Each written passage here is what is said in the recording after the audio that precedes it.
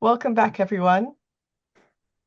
That was really great conversations from the first part. I just want to say thank you again to our brilliant speakers and thank you all for your amazing questions.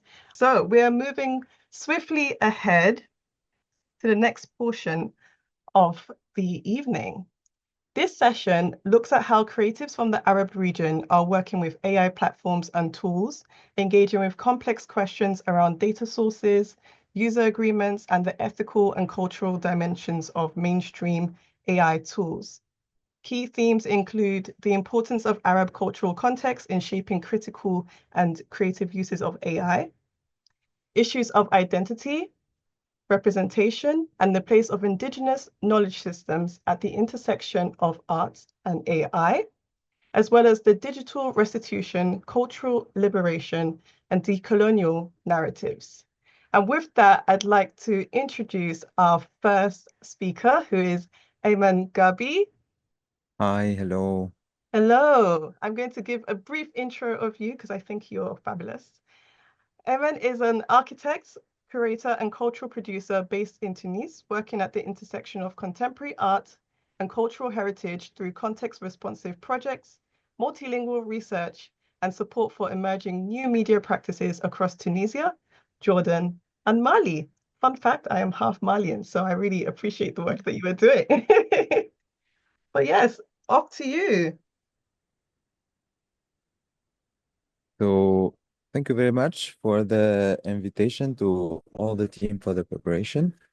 And thank you, Haytham and Basma, for introducing the subject. I really enjoyed it, and I hope I can present to all of you some interesting insight, actually, that actually this invitation inspired me.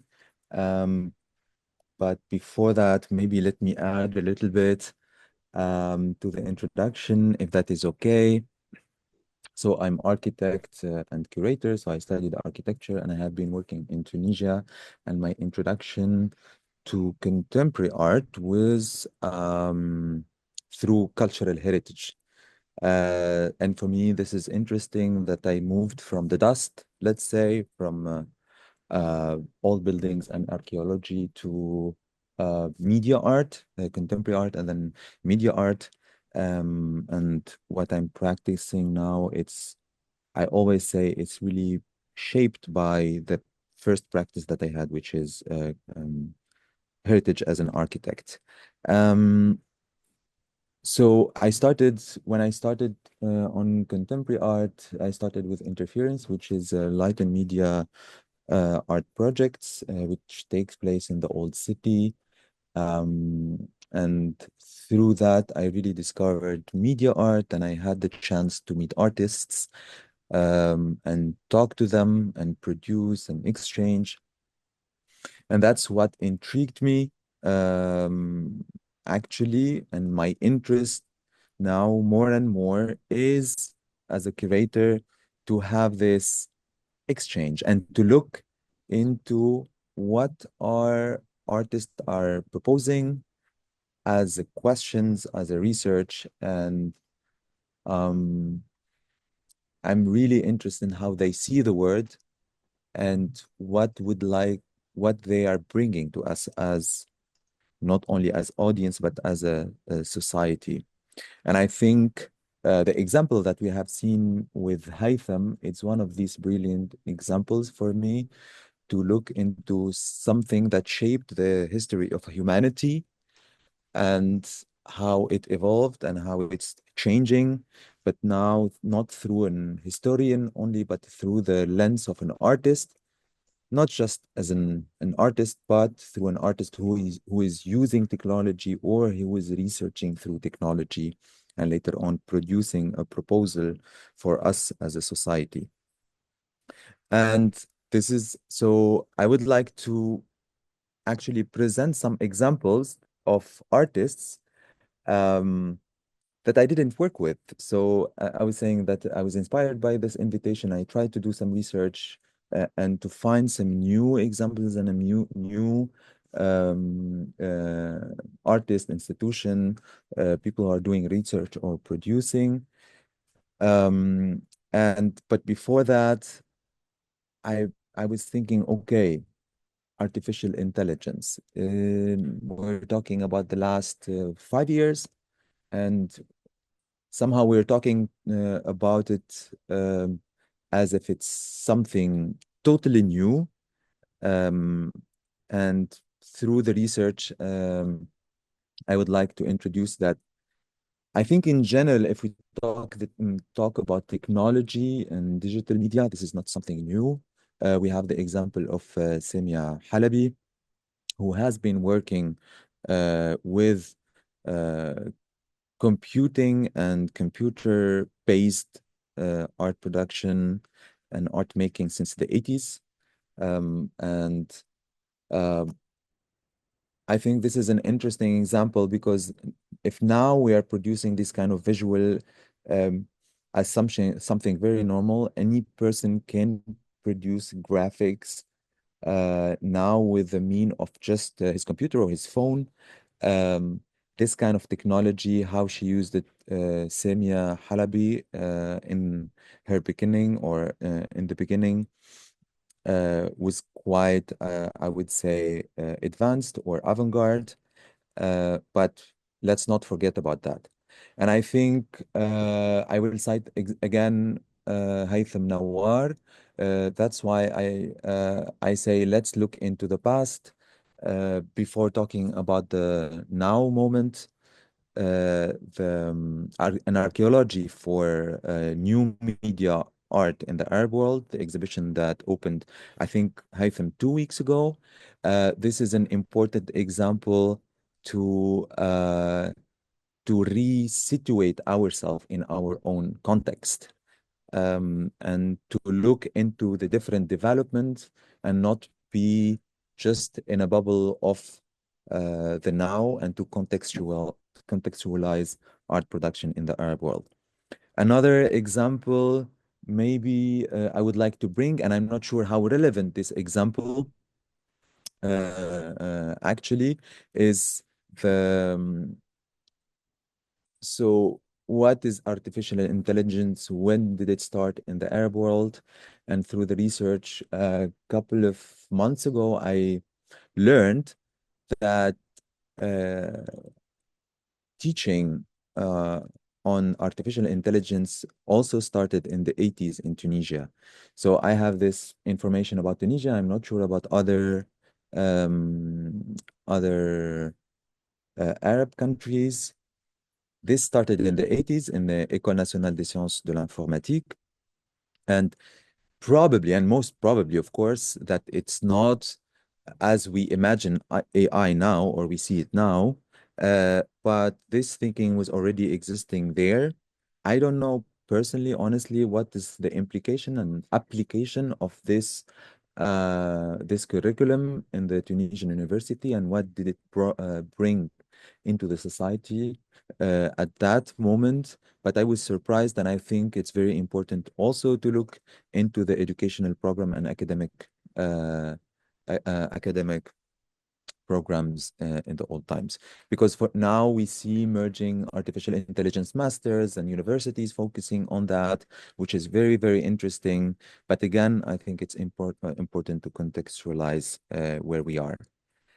I maybe also presented the example of Semia Halabi, but then we can also question what is the context. She's a Palestinian artist, but then also based abroad. And then maybe we can think and question what is context and what is Arab context. Is it geographical? Is it cultural? What is the place of universality in the Arab context? And then another example for me is Laila Shirin Khan. Is also an example of an artist that started in the early times with digital technology, with different interesting projects, something like Archive that started to document activity of social media in the Arab world, and later on it developed with the Arab Springs. and focused on, first of all, on Tunisia and Egypt, if I'm not wrong. And slowly through her practice, she moved also to experiment with artificial intelligence. And one of these examples for me is the data bodies, and find this example very interesting because it encompasses many aspects that interests me. She builds a concept for a video game that is situated in the future in the Arab world. If I believe between Cairo, that the capital of the game is Cairo, but also in other Arab countries, and where most of the civilization is around bodies built of data, and there is some kind of a mission to find to find again the secret or the history of the world. I think it's interesting because it questions or the reality where we are living as an Arab world, but also it projected into a dystopian kind of a dystopian future. Um, and then I start thinking, okay, where we are living now. And I always think when I travel between the Arab countries, I said, okay, I travel from Tunis to Egypt through Cairo to Lebanon and then Jordan. Then I find myself changing geographical and cultural contexts while we are using artificial intelligence, VR. There is a guy in the border of Tunisia and Algeria is smuggling gas through a camel, and there is also still nomads in the deserts. There is all this use of technology in war, as we know that it's destroying our worlds, and we are one of the most suffering regions from that as well. And I find this example is a quite interesting artwork to question this aspect where we are going. Then here we are imagining the world, a dystopian world. We have a different kind of imagining. Here we have Future Bedouin, who is imagining maybe a perfect world. I ask myself, if I think about our Arab world, does our urban or rural space really look like this? At least in where I live in Tunisia, it doesn't look like this. And this is some kind of utopic, futuristic aesthetics that let us dream. And I think, again, this is an interesting way how to criticize where we are living through this kind of aesthetics. Then, so we talked about artists imagining the world, how it will be, or how we want the world to be. So it's the world of imagination. There is other artists. Here we have Hamzi Matusi, an emerging artist from Tunisia, who is still experimenting with AI, and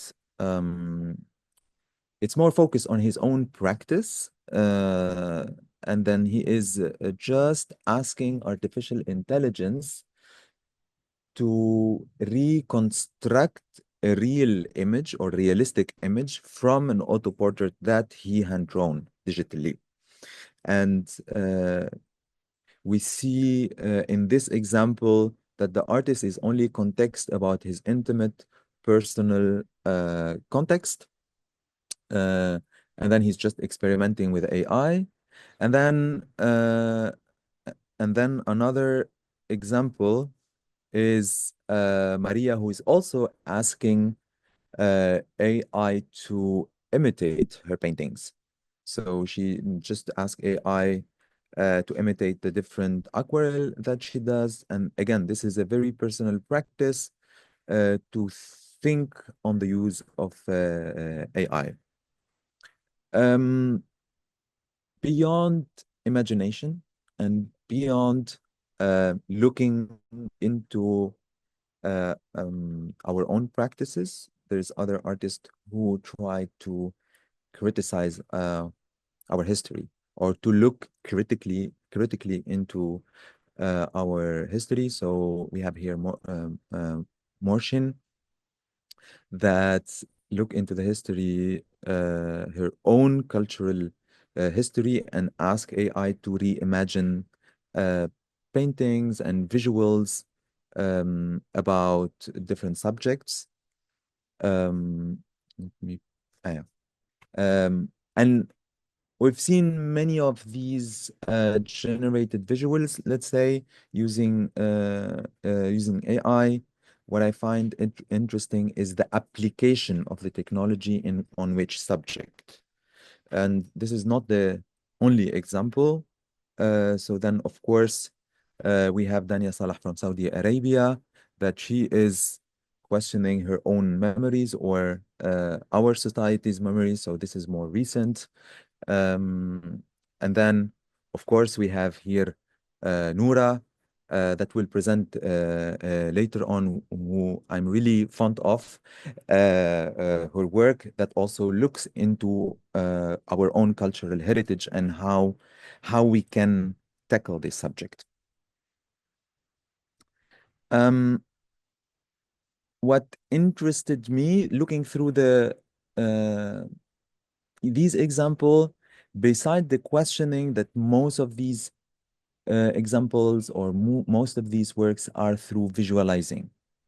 So we ask AI to visualize through machine learning or through just generating. So it's always about visualizing. Maybe visualizing here, it's about visual art, but it could be also sound based. So it's just, we ask most of the examples, we ask AI to produce. And for me personally, as an curator looking into now what is happening, we are still in the phase of an attempt, experimenting, even though that we are producing artworks. So everybody is trying to use it as a tool, or as a medium, maybe, I'm not sure, to produce art, but also as a tool for research. And this, I think, it's one of the most common also. We are all using AI to research about subjects, or artists, they are using it in their own artistic research. So for me, a question to ask is, especially in art practice, so will at some point AI become just more than a tool or technology that we use for a certain purpose? Will it become itself a medium in certain way? I'm not sure, and I don't know even if this question is right, or as a format. But I also added this slide after the presentation that we had, because I'm also interested in language. I've been tackling language in contemporary art, how it is impacting either mediation or production. We know that language is, of course, shaping the way we think, and vice versa. And by language, it could be language that we speak on our right, but also it could be image based. And for me, okay, we can apply this also to the AI now, how the language will change the use, or the tool itself, or this technology itself. I'm just putting this question out, and it just came to my mind after the presentation. Then I would like also to I tried to collect some aspects where organization are trying to also look into the subject. And first of all, we have this program, this event that starts to tackle the subject, but also we have El Mawrid through the Culture 3.0, where they will also look into artificial intelligence. But we already had exhibitions on artificial intelligence in the Diraya Future Art Center. I just would like then we had the exhibition of Diraya, then we have Bisaria for artistic. They had already a residency. There is a new residency also for African artists. I think this is on, and I think it would be interesting to share as well. And the last couple of slides, I personally think that we are still, of course, lacking production and residencies to emphasize and to, I think, to learn more about this intersection between AI and art. I think what we are really missing is research lab that across art and technology, but also across engineers that would like to become artists or vice versa. I think this is very important. And of course, we are missing artists and curators that they have deep knowledge about artificial intelligence. And thank you very much. Thank you so much. That was so enlightening. Just hearing all the different artists that you mentioned. I was just writing notes. I don't know if anyone else. Got Hamza, Maria, all these people that I'm going to go check out after, especially African intelligence. I've never heard of that. And I do a lot of work across Africa. So that was really, really helpful. We have next up Nora Al-Badri. Are you here? Yes, lovely. Yes, hello. Hello, welcome. So again, another brilliant speaker. I'll just give a little intro and then I'd love to hear what you have to share with us today. Nora is a multidisciplinary and conceptual media artist with a German-Iraqi background, exploring post-colonial themes through speculative archaeology and new technologies like machine intelligence and data sculpting. Her practice challenges power structures through research-based interventions in museums and public spaces. Very excited to hear what you have to share with us. Thanks so much, Shukran, for the invitation. I would actually, if I could speak Arabic, I would, but I can't. Yes, I am very jealous. I'm very happy to be here. I think just the fact of all of us being here, I'm based in Berlin and born and raised in Germany, but half Iraqi, and my family is still in Iraq. And I've been to Jordan and I've been to many Arab-speaking countries in the world. And I'm very happy to do this kind of session here because it's actually more in the core of my practice is an effort to decolonize technology and even art and ourselves, probably our minds, like my mind as well. So this kind of decentering, what we are doing here now virtually I think it's really powerful. I mean, the introduction sounds a bit abstract probably, and I will in a moment give you an overview or a smaller insight into or deeper dive into two of my art pieces that will hopefully make it more tangible, what I'm interested in. But before I do that, I want to have a few sentences more in general about AI and maybe also my practice, but actually about AI, because I'm the last speaker. There were already many important things that had been said. I will repeat a few of them, but I think that's actually good because we can just like confirm that it's important and I see it the same way. Yeah. Well, yeah, just a very few general things in advance, and I will share my screen.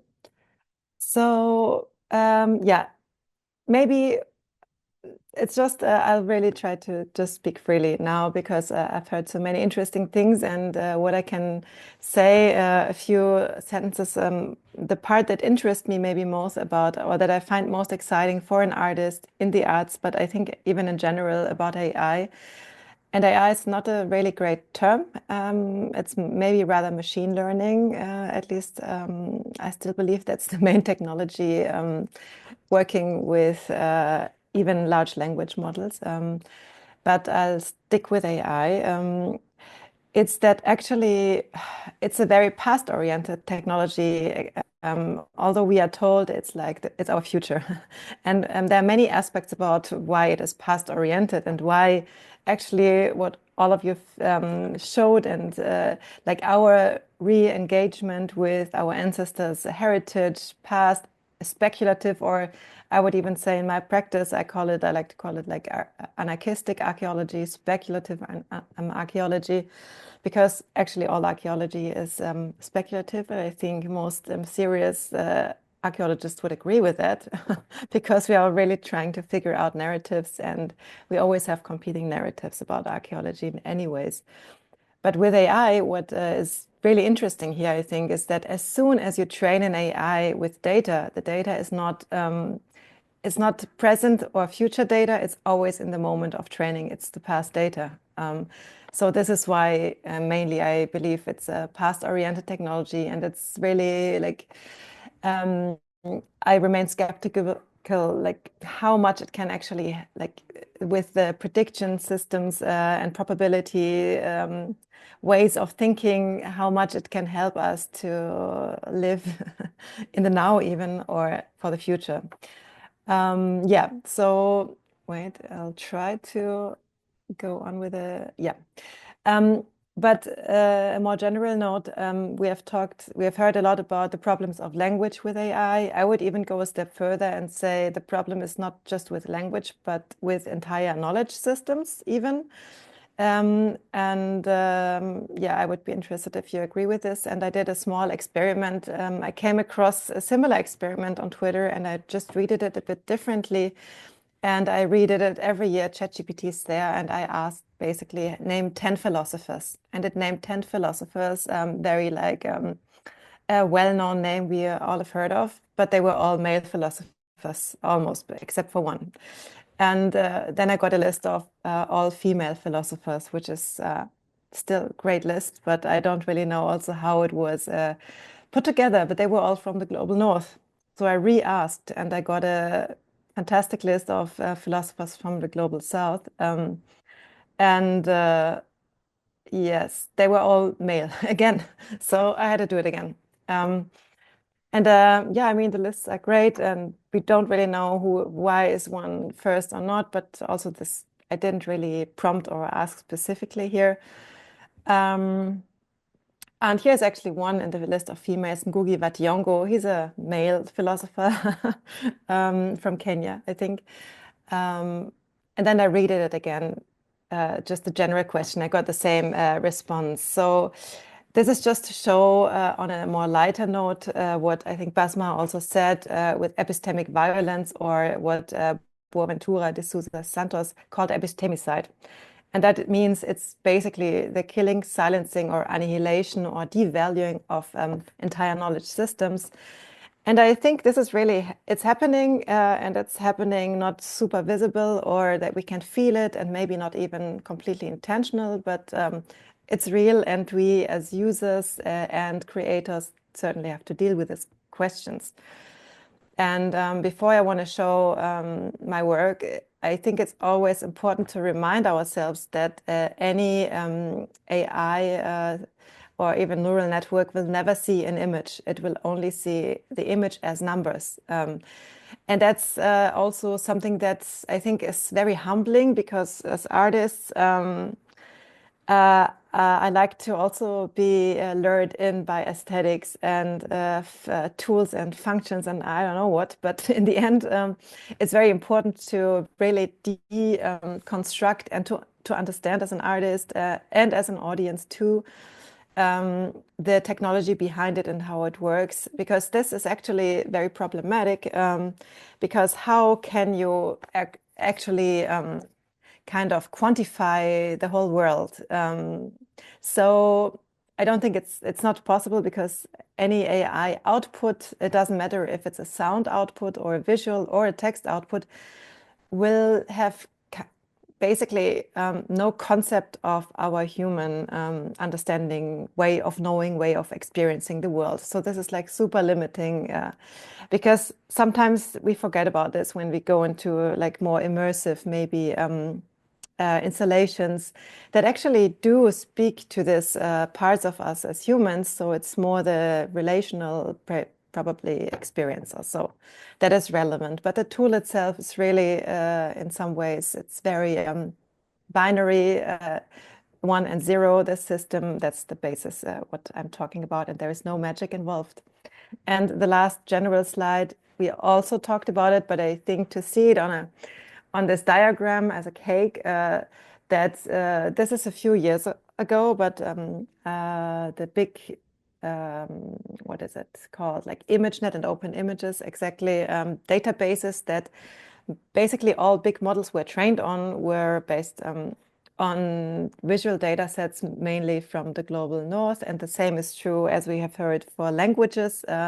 So what does that mean? It means we kind of have a Western visual, in this case visual, but also language-based hegemony that is really, I think, limiting what we could see and what we could do. But yeah, I think we can actually do a lot about it, even as artists, because we also don't need to use this kind of pre-trained models to generate something, to create something.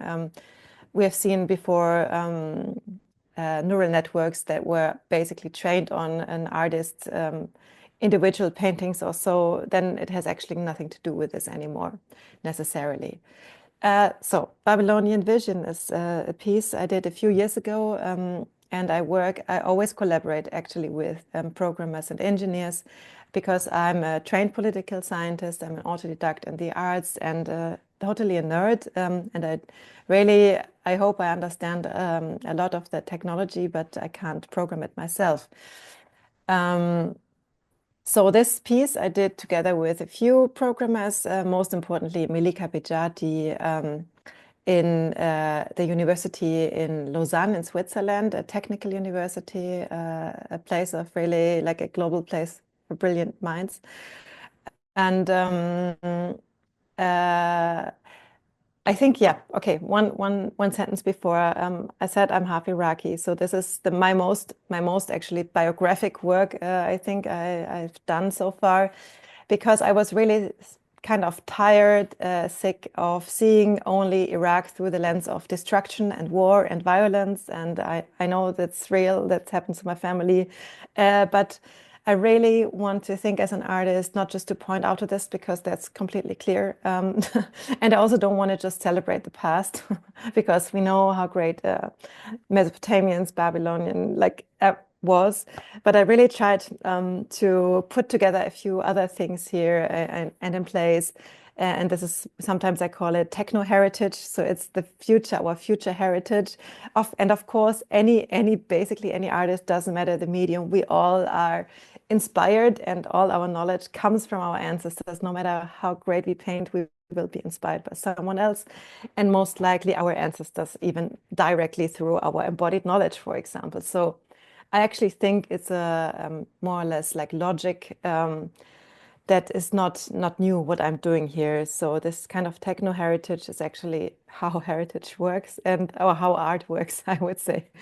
And I really want to challenge also this notion we discussed, we heard it already a little bit, the question of authorship and originality, because none of us is a genius or original. I mean, some are maybe more brilliant than others, or less, but we all work together in networks, and yes, we are connected.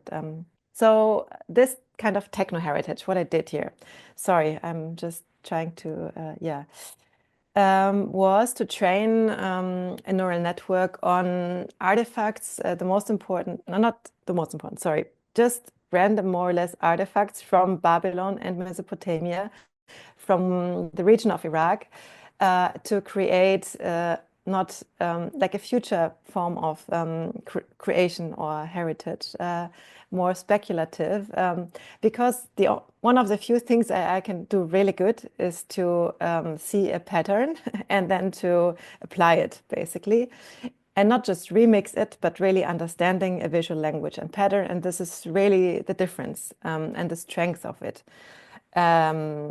And so these are the artifacts of the future from the geography of Iraq that actually kind of, I don't know, I wouldn't even say mimic, but they meander more abstract, some more abstract than others, through this visual language of Mesopotamia. This is just to show you how that can actually look in an exhibition. It's videos and a lot of text about it. Yeah, my presentation is not completely in the right order, but I think I can do a small have a small aspect here. A point I wanted to make is also that AI in its various shades and forms could actually be, and another colleague of mine, Casey Rias, he did introduce the thought, or he actually said it out loud, what we're all practicing as artists who work with AI. It's kind of a new form of photography.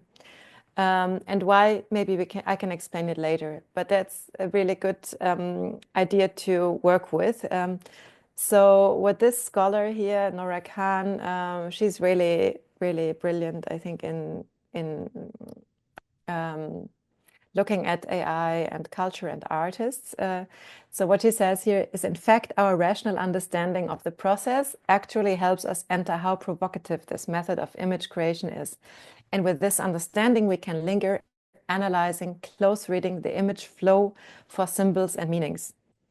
And there is this, for example, so-called latent space that we haven't really talked about it today. So to explain the project a bit more here too, this is the input data, which is very difficult for an AI actually to understand because it's very heterogeneous. That's how it's called as an IT language, because it's textiles, it's statues, it's just fragments, pots, jewelry, very different things, objects. But still, I think we managed to get something out of it. And as most of AI art pieces are, probably it's also just an interrogation in the end. And this is the process of how the AI is learning, how it actually looks like. I find this always very helpful to see. And this 10,000 objects digital, I got them, and it's part of my practice as trying really to, decolonize museums and collections, but they don't really want to be decolonized. So what I usually have to do is to just hack into them. So for this piece, I did another piece that was called the Nefertiti hack, actually the other Nefertiti, but that's maybe more popular. But it's a long time ago. And what I did here was basically scraping the databases of the 5 largest, most important collections of Mesopotamian art in the world, which are all situated in the global north. So it's highly problematic that all material culture of the region, not all, but like many important artifacts are distributed, looted around the world. And I even asked the museums if I could have the data, but none of them shared it with me. So I got it anyways.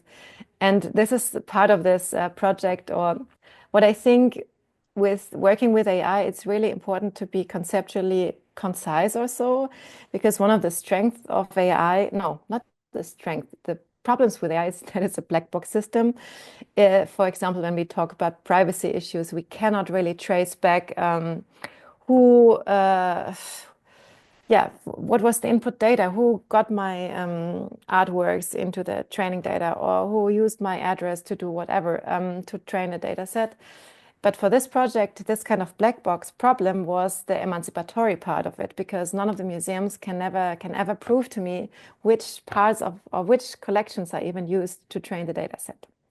So yeah. I have to go through it a little bit faster to go to a very new work of mine, the Post-Truth Museum. And it's a deep fake AI-generated video. And I will show us just a small excerpt of it with you. And I hope it's more or less self-explanatory. Or maybe it's actually, let me see. Wait, maybe I have to say one thing about it before I start it.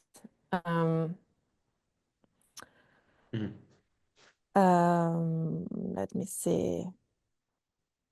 Yeah, it's a kind of a new work that I haven't talked about so much than about the other one. But I think it's more like about what the museums of the global north are doing through this cultural, like, I don't know, they're kind of stealing identities from entire cultures. Sorry.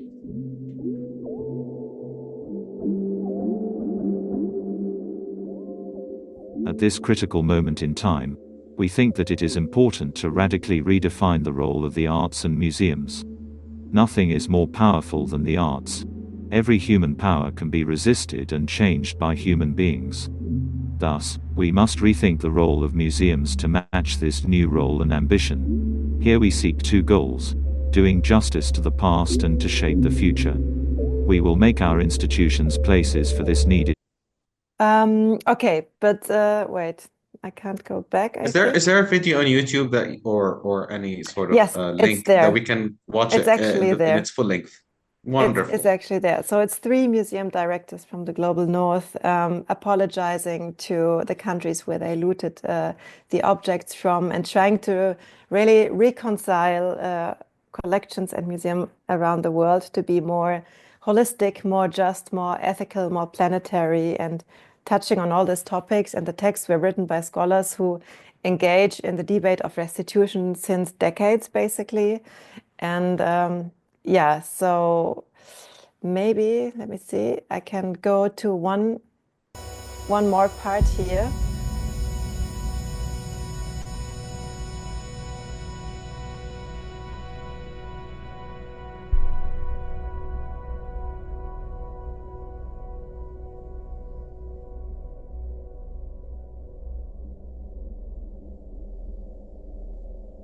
Because yeah, here you can see also the text that I use and the authors that contributed to the piece.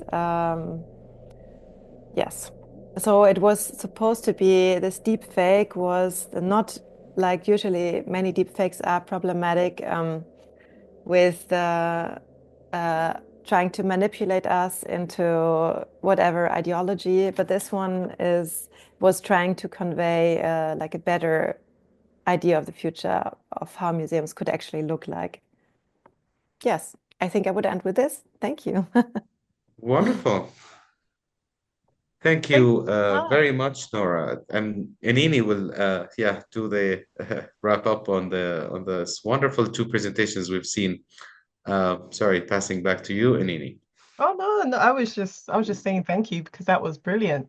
Both of you, I wish I could go on and on. If I had infinite time, I would just be here, just a fly on the wall, listening to the conversations that you have to share with us. It's really brilliant work. I think we're going to move on quickly, Haldun, because we are a little bit behind to the Q&A. Exactly. The first question asks, can AI, or assumes that AI can support decolonial and emancipatory practices?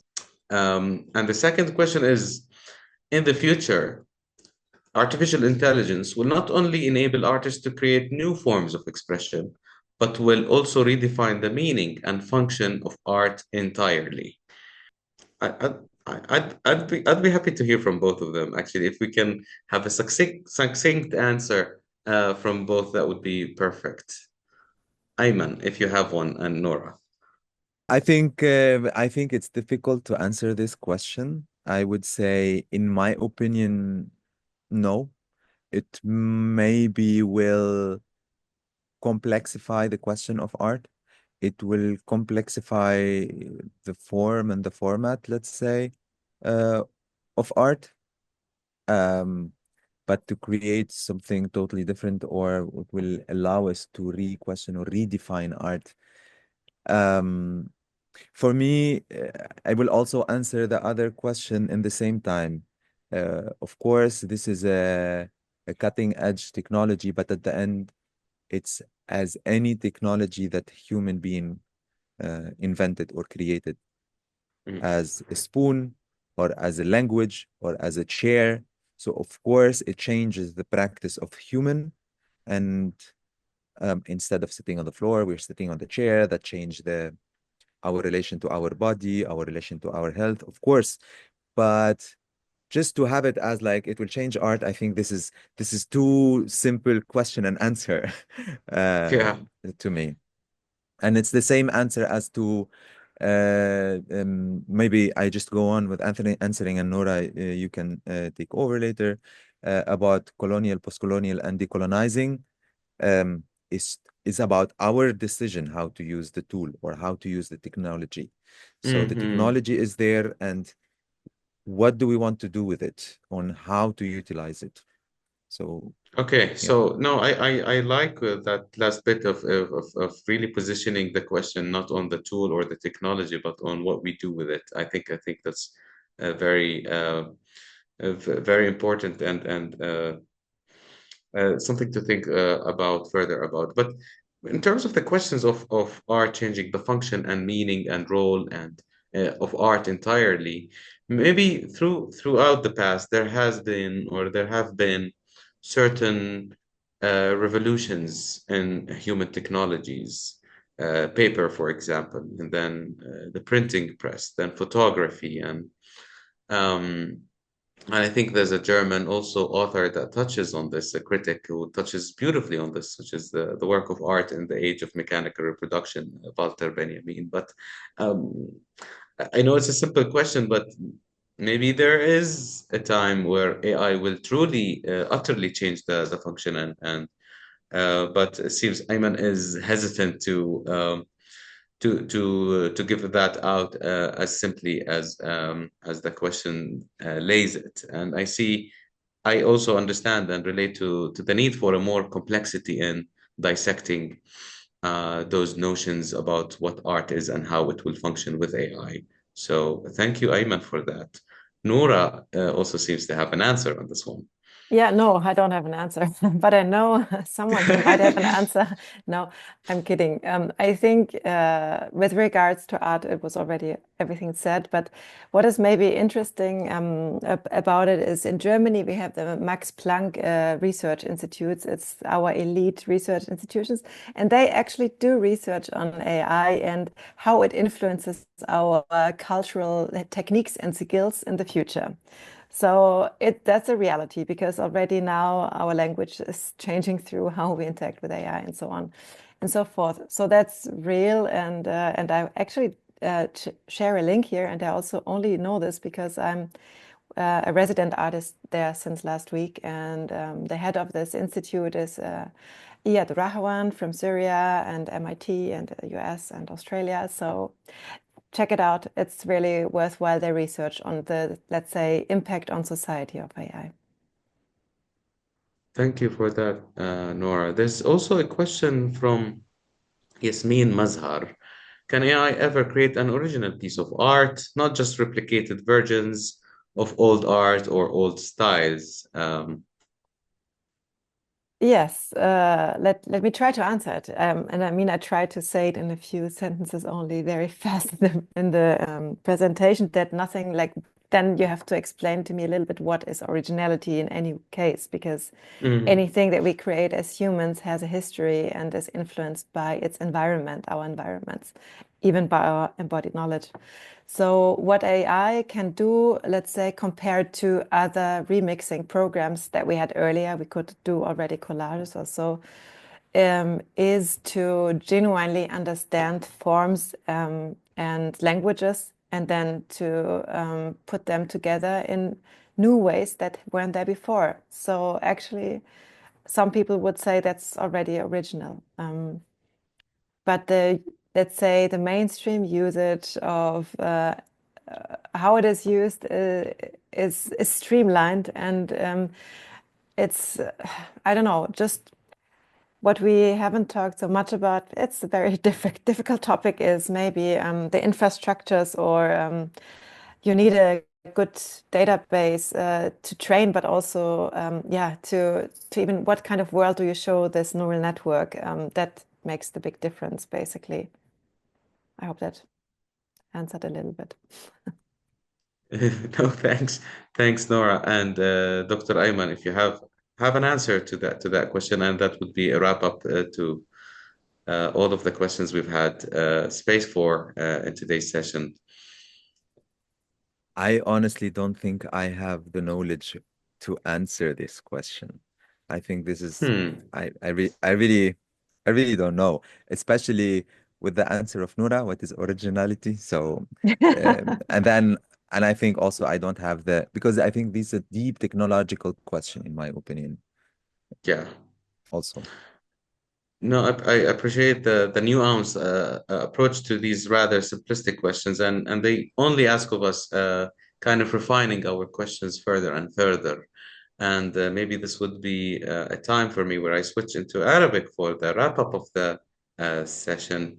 شكرا جزيلا لكل من الفنانين والممارسين الغنيين في عملهم، نورا البدري وأيمن غربي من تونس، اللي حظينا كمان بحضوره بأعمال فنية له بعمان، وإن شاء الله بنحظى من جديد بأعمال لكليهما في حفل فني إن شاء الله يكون فعلا تحرري وفعلا نزع استعماري وفعلا يطرح كل التساؤلات وكل الأشياء اللي بنرجوها من الفن. بدي أشكر إنيني وأشكر كل المتحدثين السابقين كانوا معنا، دكتور هيثم، دكتورة بسمة حمدي، وأشكر آية أبو غزالي وزيد اللي كانوا بذلوا هذا الجهد العظيم في التنظيم. سنتابع غدا إن شاء الله في اليوم الثالث والأخير من أيام الملتقى.